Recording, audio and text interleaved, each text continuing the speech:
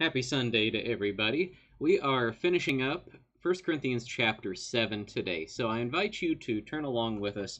We'll begin in verse 17. Only let each person lead the life that the Lord has assigned to him, and to which God has called him. This is my rule in all the churches. Was anyone at the time of his call already circumcised? Let him not seek to remove the marks of circumcision. Was anyone at the time of his call uncircumcised? Let him not seek circumcision. For neither circumcision counts for anything, nor uncircumcision, but keeping the commandments of God. Each one should remain in the condition in which he was called. Were you a bondservant when called? Do not be concerned about it. But if you can gain your freedom, avail yourself of the opportunity. For he who is called in the Lord as a bondservant is a freedman of the Lord. Likewise, he who is free when called is a bondservant of Christ. You were bought with a price. Do not become bondservants of men. So, brothers, in whatever condition each was called, there let him remain with God. Now concerning the betrothed, I have no command from the Lord, but I give my judgment as one who by the Lord's mercy is trustworthy. I think that in view of the present distress, it is good for a person to remain as he is. Are you bound to a wife? Do not seek to be free. Are you free from a wife? Do not seek a wife. But if you do marry, you have not sinned. And if a betrothed woman marries, she has not sinned. Yet those who marry will have worldly troubles, and I would spare you that. This is what I mean, brothers. The appointed time is grown very short. From now on, let those who have wives live as though they had none. Let those who mourn as though they were not mourning. Those who rejoice as though they were not rejoicing. Those who buy as though they had no goods. And those who deal with the world as though they had no dealings with it. For the present form of this world is passing away. I want you to be free from anxieties. The unmarried man is anxious about the things of the Lord, how to please the Lord. But the married man is anxious about worldly things, how to please his wife, and his interests are divided. And the unmarried or betrothed woman is anxious about the things of the Lord, how to be holy in body and spirit. But the married woman is anxious about worldly things, how to please her husband. I say this for your own benefit, not to lay any restraint upon you, but to promote good order, and to secure your undivided devotion to the Lord. If anyone thinks that he is not behaving properly towards his betrothed, if his passions are strong, and it has to be, let him do as he wishes. Let them marry. It is no sin. But whoever is firmly established in his heart, being under no necessity, but having his desire under control, and is determined this in his heart, to keep her as his betrothed, he will do well. So then he who marries his betrothed does well, and he who refrains from marriage will do even better. A wife is bound to her husband as long as he lives, but if her husband dies, she is free to be married to whom she wishes, only in the Lord. Yet, in my judgment, she is happier if she remains as she is, and I think that I too have the Spirit of God. So last week, we saw Paul teach this principle that he states in the first verse of our reading today. So we overlapped with last week's reading. Last week, we finished with verse 17, and this week, we're beginning with verse 17. The principle is this: only let each person lead the life that the Lord has assigned to him, and to which God has called him. Paul says, this is my rule in all the churches. Right, this is a universal principle that all Christians are to live by. Now, we saw Paul frame this in terms of gifts last week. And so we said last week that we should consider every circumstance in terms of the accompanying gifts. And that kind of works in before and after, right? It works in both directions, meaning there are certain gifts that make a certain lifestyle possible, right? And there are certain gifts that result from a certain lifestyle. What Paul invites us to do is to consider the gifts. That's why he has laid out earlier in the chapter, if you're unmarried, if you're widowed, if you're married to a believer, if you're married to a non-believer, here's the ideal of how that plays out. Here's what you can get out of that. But here are some circumstances you might need to look for to signal that maybe you need to change things. All right, so he lays out ideals and exceptions all along the way. And it's all basically in terms of gifts. It requires us to use discernment in gauging our circumstances. right? So there's not necessarily like a one-size-fits-all rule for that. The rule is that we should prefer to lead the life that the Lord has assigned to us. So if we find our gifts suited for the situation that we're in, we should stay in that situation. Right? There's no reason for us to change our situation just for the sake of change. So we saw how Paul went through all those different circumstances, walked us through the process of discerning in each of those situations. Well, in our text today, Paul continues to express that preference for staying in whatever circumstances we are in. And the points that we made from last week's text are all still relevant for this week's text, especially as we're going to look at some more marital circumstances today, particularly engagement or betrothal, and things of that nature. Also a commitment to celibacy. But Paul is going to broaden this discussion out to include things outside of marital status. Right? He's going to show us that this is a bigger principle than just marriage versus not marriage, and all of the other different permutations of that we've looked at. This is a principle that should guide us in every circumstance of our lives. And so he's going to get to the root of this question in all of this. What should a Christian expect to get out of a change in status or circumstance? Whether we're talking about marriage or talking about anything else. So Paul broadens this principle out to include even the most intimate and defining situations in our lives.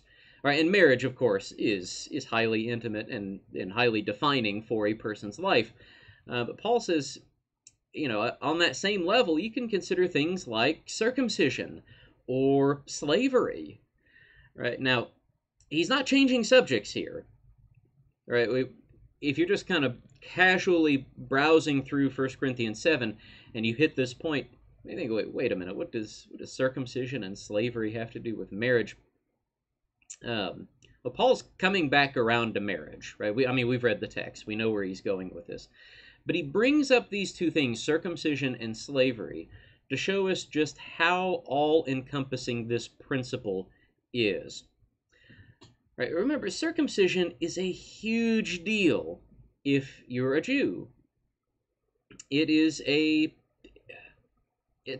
major part of who you are. It's an identity marker. Circumcision is not just some casual thing in antiquity. I think it's considerably more so today, since most circumcisions are performed for medical reasons. But remember, to the audience that Paul is writing to, this is a really, at least what they would consider to be an important and key detail about who they are.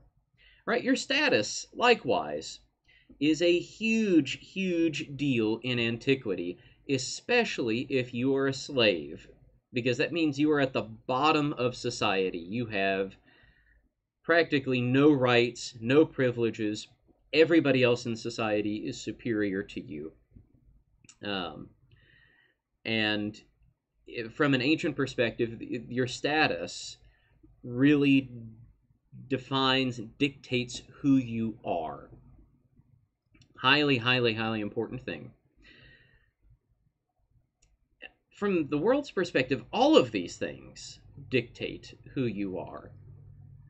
Not just your social status, what class you belong to or what caste you belong to, but religious markers like circumcision or things like marital status. These are all highly important. They define who you are. What Paul says is that the cross radically changes all of that, whereas the world looks at all of those things as defining. The cross looks at them differently. Like the cross puts itself in that defining role. Right? It ejects marital status and social status and other forms of marks and identity. It ejects all of those things because the only really essential thing that defines who you are is the cross. So in one sense, none of these things, marital status, circumcision, uncircumcision, slavery, freed status, these things do not matter under the cross, in a very important sense, right? In terms of a person's salvation, those things are entirely irrelevant. It doesn't matter one bit whether a person is circumcised, uncircumcised, slave, free, married, divorced, widowed, never married. Everyone has the same access to salvation through Jesus Christ, because the cross is the thing. Now, Paul draws a conclusion from that fact that we'll come to in a second, but everything in Christian life, everything, including these things that the world would say, are supposed to orient you, actually those things themselves get reoriented according to the pattern of the cross. So in terms of a person's spirituality, these kinds of status indicators, or these differences in status, only matter, quote unquote, in a very narrow sense, because everything is oriented towards the cross. All of these different kinds of status, again, are reoriented towards the cross. Instead of marriage telling you who you are, the cross tells you what marriage is. Right? Instead of your social class, including even your status as a slave, if you are a slave, instead of that telling you who you are, it's the cross that defines who you are and what your slavery means relative to the cross. All of it, circumcision, slavery, marriage, everything means something different under the cross than it means in the eyes of the world. So in absolute terms, everyone is still called to remain loyal to Christ, regardless of their condition. Right? A married freedman is just as much responsible for maintaining loyalty to Christ as is a single, a celibate slave. But the way that you live out that loyalty to Jesus Christ is going to look a little bit different depending on your situation in life, mainly just in practical terms.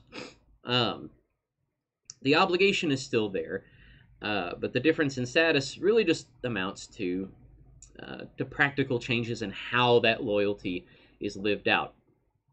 So in terms of a person's spirituality, that's really the only way in which these different kinds of status matter at all, or have any relevance at all in the spiritual life of a Christian. Now, Paul's conclusion from all of this is that it does not matter what situation you are in. No situation in life is going to change your status as a child of God. No situation in life is going to change your loyalties. It's not going to change your status as a Christian. Now, to the point, one situation, any given situation in life, is not going to make you somehow more spiritual compared to other situations in life, at least not in and of itself. And so the point is, we should stop obsessing over these kinds of status, over our situations in life. We shouldn't give these things more weight than they deserve. Now, that's not to say that Paul is forbidding people from changing their situations. In fact, he says that repeatedly over the course of this chapter, where he lays out circumstances in which a change is acceptable or even preferable or necessary. Look, for example, what he says to slaves. Right? If you can get your freedom, get it. By all means, avail yourself of that opportunity. Changing things is fine. We just need to keep things in perspective. We need to understand that a change in status really does not mean anything in terms of the cross.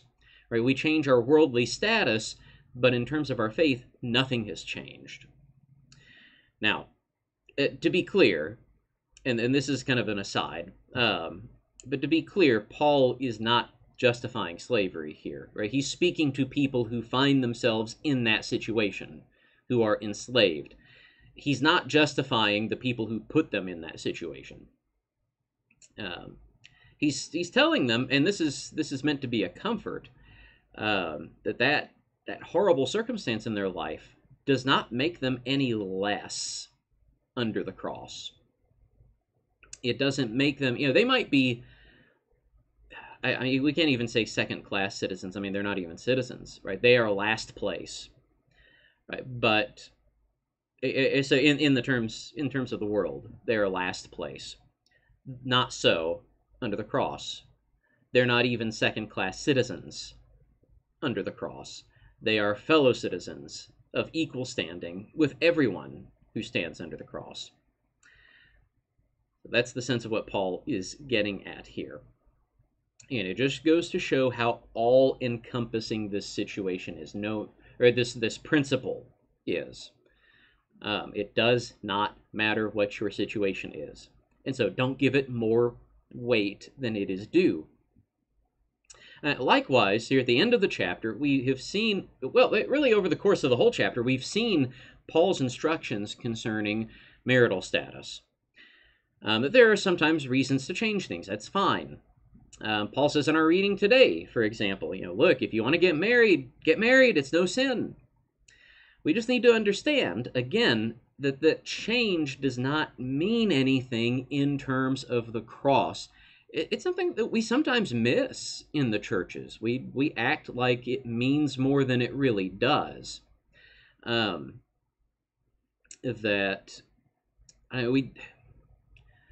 This might sound odd,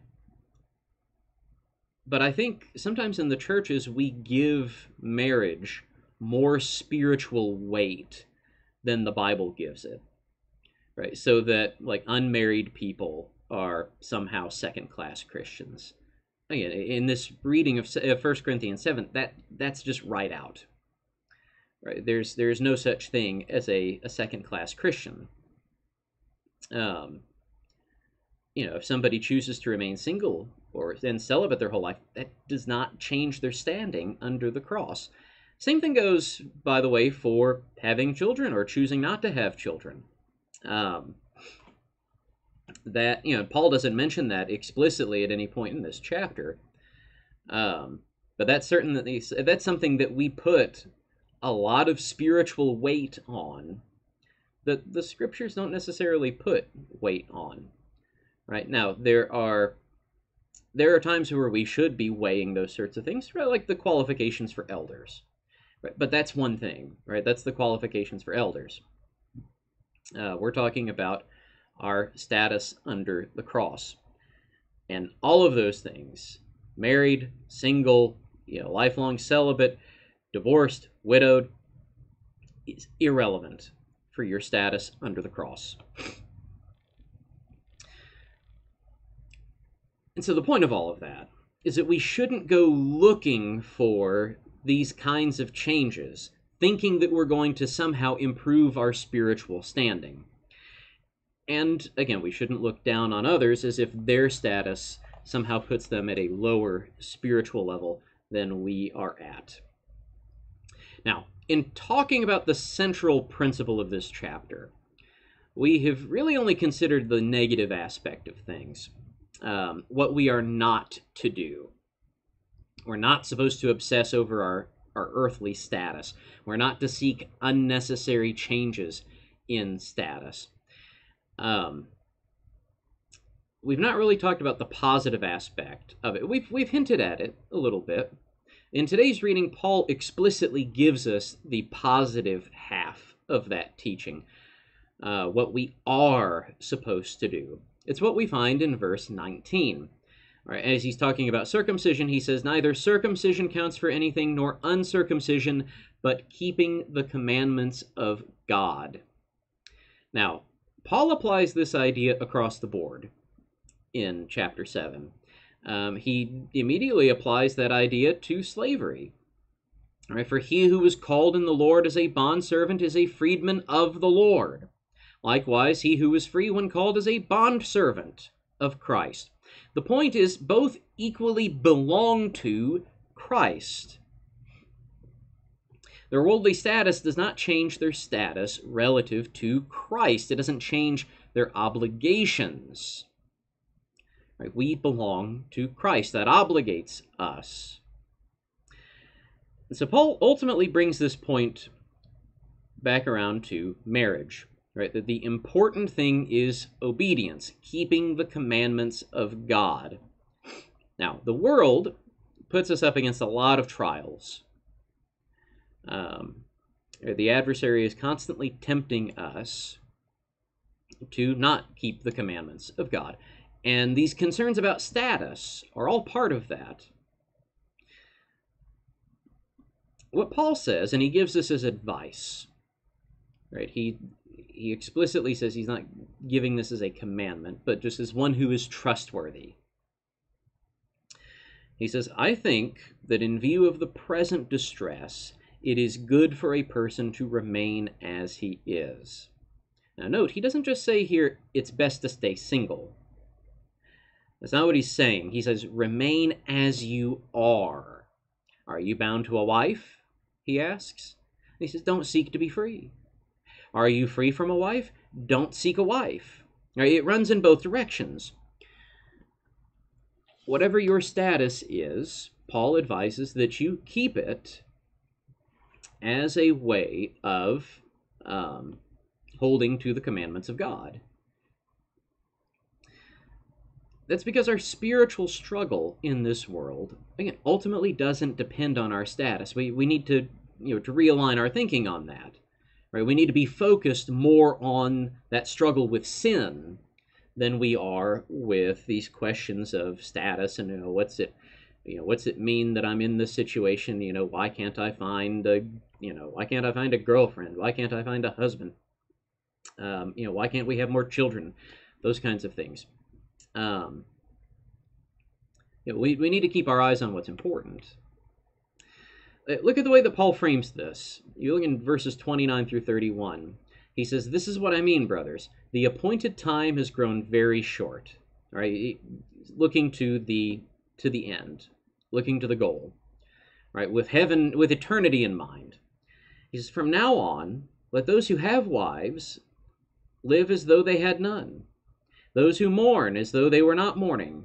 Those who rejoice as though they were not rejoicing. Those who buy as though they had no goods. Those who deal with the world as if they had no dealings with it. For the present form of this world is passing away.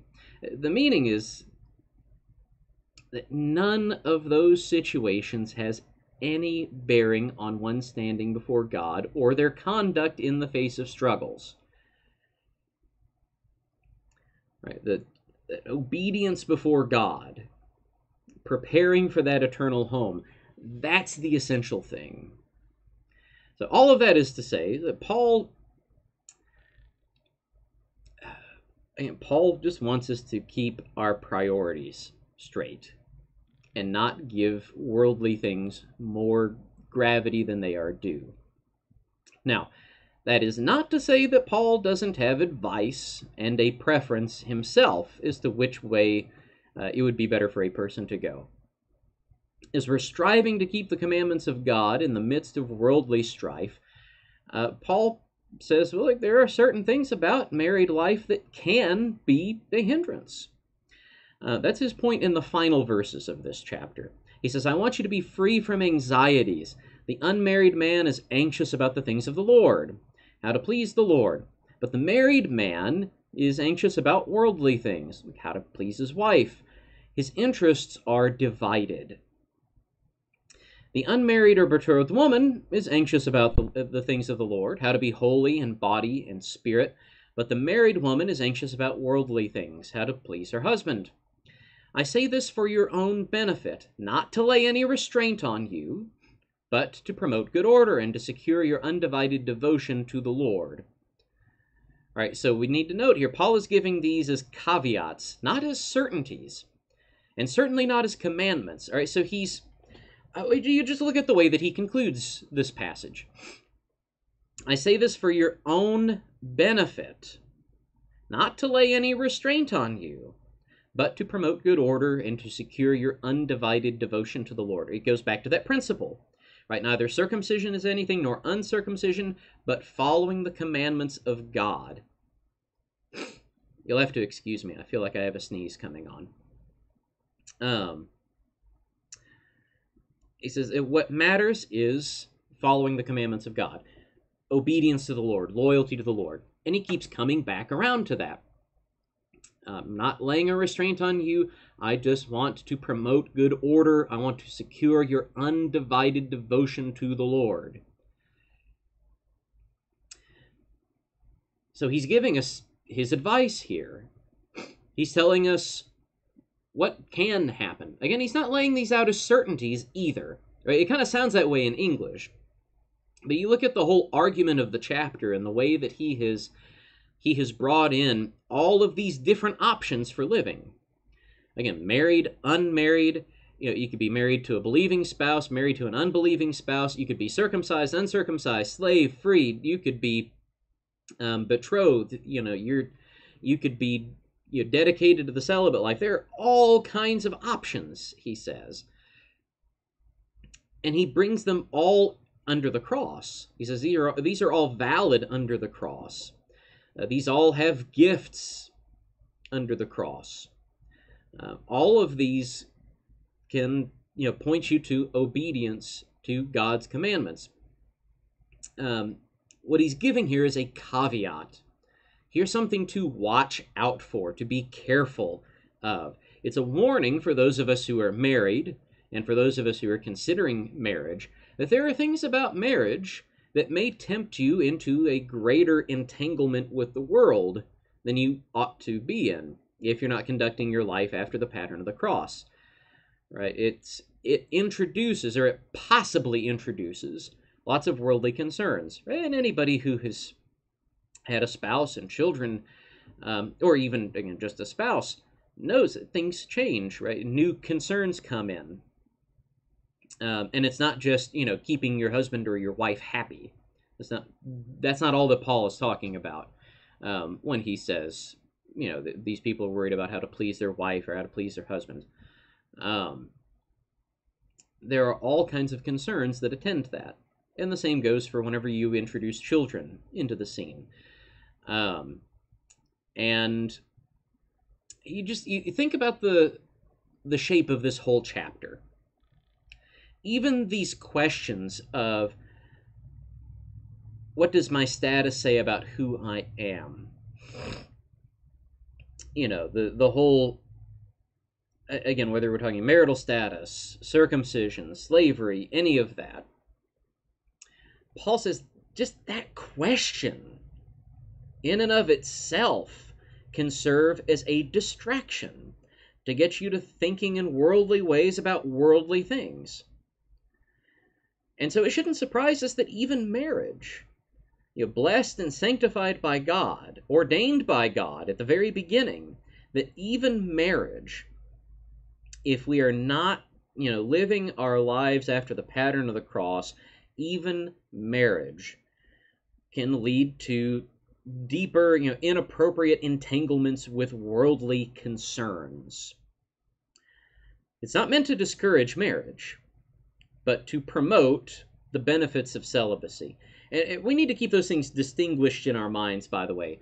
That whenever Paul is doing one thing, that doesn't necessarily mean he's doing the other thing, right? So saying, well, this is what makes celibacy good, is not to say this is what makes marriage bad.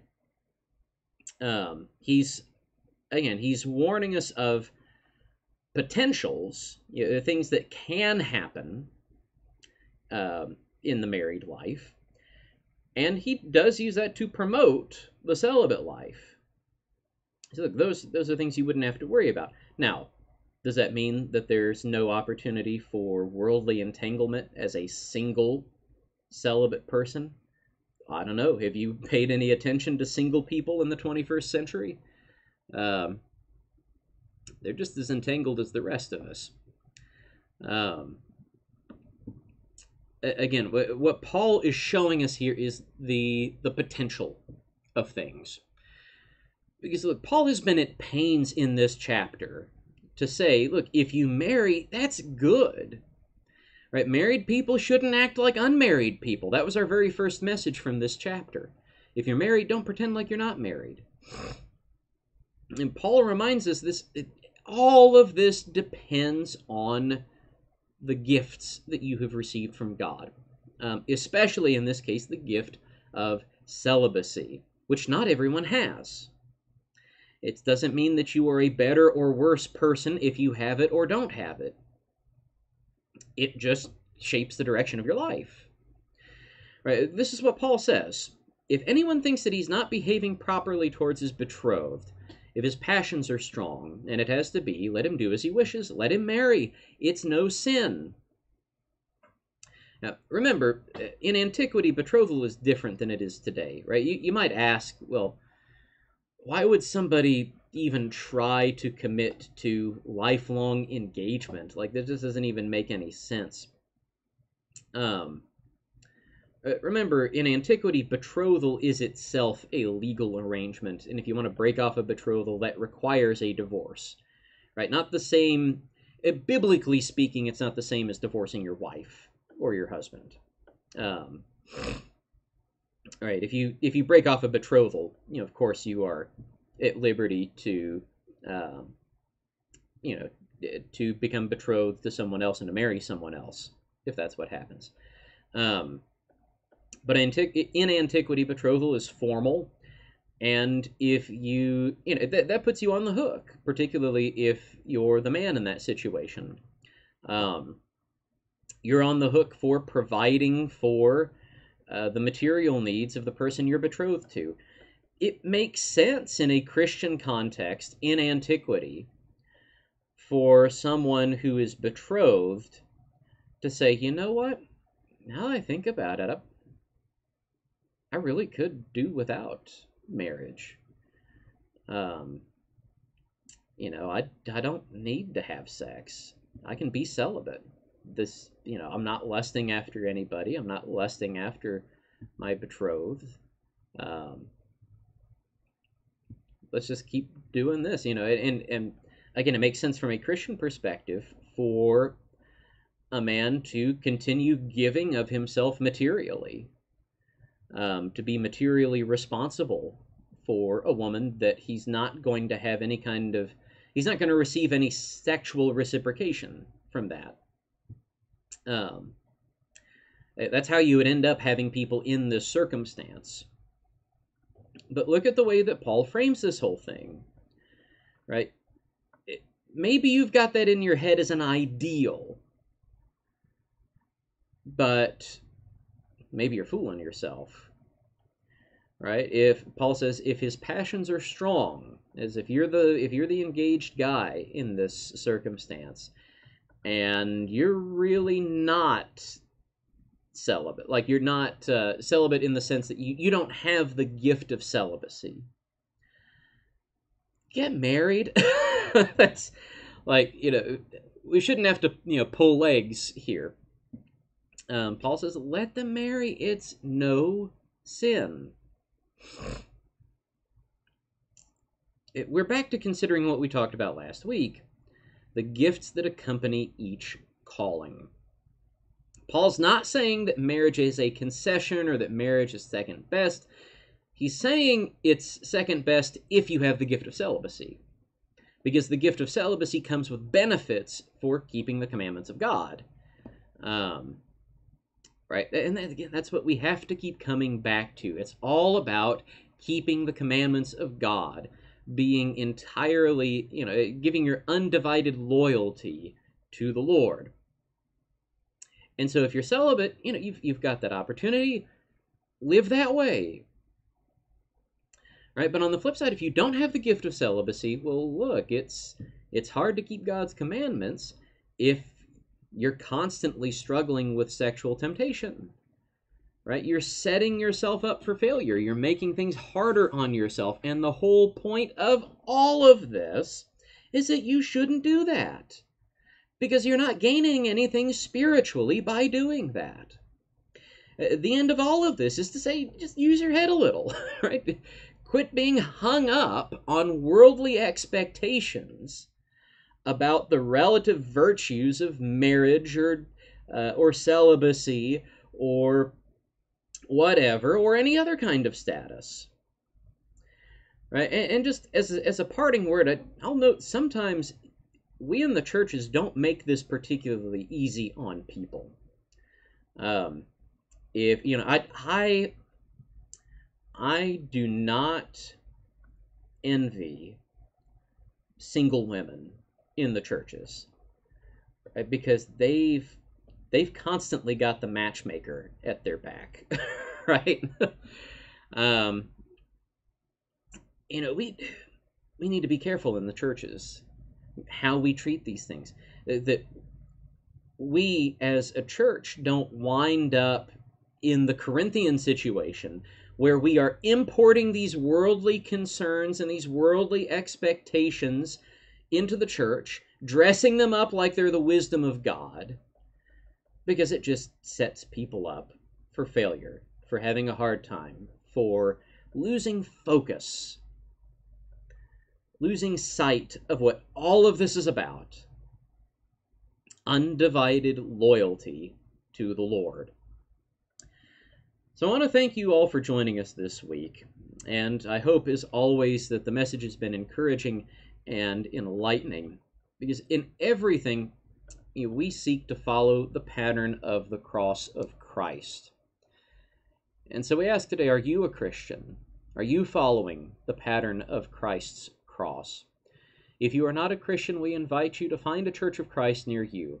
If you're in the St. Petersburg, Florida area, we invite you to come see us, the 14th Avenue Church of Christ. And wherever you go, we are happy to study the Word with you, to study the way of Jesus with you, to show you what the pattern of the cross looks like. And we encourage everyone to commit to undivided loyalty to the Lord. Believe in the good news of Jesus. Repent of your sins. Confess that Jesus is Lord and be baptized into his death, burial, and resurrection for the remission of your sins.